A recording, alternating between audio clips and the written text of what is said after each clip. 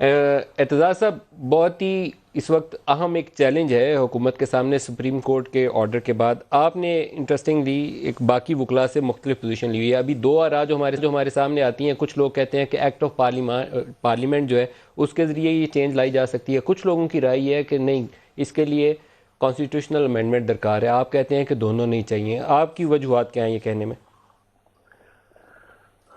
ندیم، بنیادی طور پہ اگر آپ اس کو دیکھیں تو 1956 کا آئین، 1962 کا آئین، 1972 کا آئین، 1973 کا آئین، اور پھر اس آئین کی شک بائی شک ساری کی باریکی سے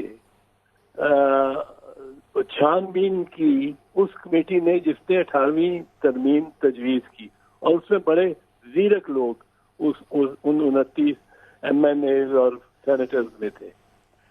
یہ پروویژن پہلے دن سے ہی نہیں ہے کہ ٹرم اور ٹینیور کیا ہوگا آرمی چیف کا. اس کی وجہ یہ ہے، اس کی ایک وجہ یہ نہیں ہے کہ وہ آرمی چیف بادشاہ بن گیا یا کچھ. وجہ یہ ہے کہ ساورن پارلیمنٹ کی جو ساورنٹی ہے اس میں وہ آرمی چیف کو کسی وقت ریکال کر سکتی ہے. کوئی جب چاہے اس کی ٹرم ختم کر سکتی ہے. کوئی ٹرم اٹارنی جنرل بھی اسی طرح کی ایک اسی طرح کا ایک عہدہ ہے، کانسٹیٹیوشن کہتا ہے. وہ عہدہ جو گورنر کا ہے وہ بھی اسی قسم کا عہدہ ہے، اور یہ پارلیمنٹری ساورنٹی کی علامت ہے. یہ ان کا اس طرح at the pleasure of the sovereign ہونا. اب سر، یہ بات ویسے آپ کے لیے کہنی آسان ہے، عملی طور پر ایسے ہوتا نہیں. 12 اکتوبر 99 کو نواز شریف نے جنرل پرویز مشرف کو ہٹانے کی کوشش کی، جو ان کا آپ کے بقول پورا ان کو آئینی طور پر استحقاق حاصل تھا. سوورن تھے، وہ چیف ایگزیکٹو کے طور پر ہٹا سکتے تھے، لیکن خمیازہ بھگتنا پڑا. بالکل ہٹا سکتے تھے، اور بالکل اس کی ٹرائل اور اس کو منطقی نتیجے پہ پہنچنا چاہیے. مشرف کو وہ بہت بیمار ہے، لیکن جو سویلین حکومت کو اس طرح ہٹاتا ہے اس کا وہ ایک تو سر عملی طور پر تو پھر پاورفل چیف تھے نا اس وقت، چیف ایگزیکٹو نہیں تھے، اس لیے ان کو خمیازہ بھگتنا پڑا.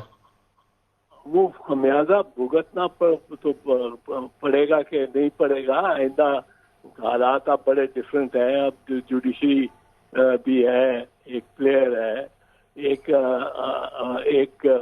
یکجہتی اور اس معاملے میں انٹرفیئرنس کے معاملے میں ایک کمپلیٹ یونینیمٹی ہے سب پارٹیز میں، انکلوڈنگ جو کہ آپس میں مطلب نبرد آزما ہے.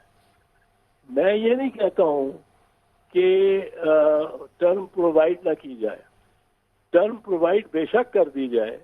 یہ پارلیمنٹیرینس کی پہ ڈپینڈ کرتا ہے، یہ ساورنٹی آف پارلیمنٹ کے. پر وہ کسی عدالت کے مرہون نہیں ہے کہ عدالت حکم دے اور وہ پرووائڈ کرے.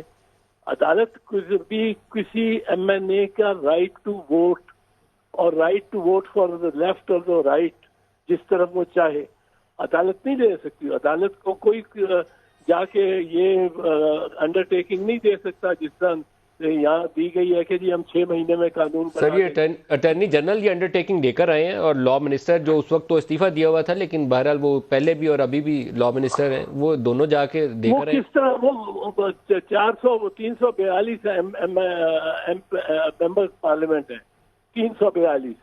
اب 342 کے بارے میں کی ڈسکریشن ٹو ووٹ 4 آئٹمس پہ دے ہیو ڈسکریشن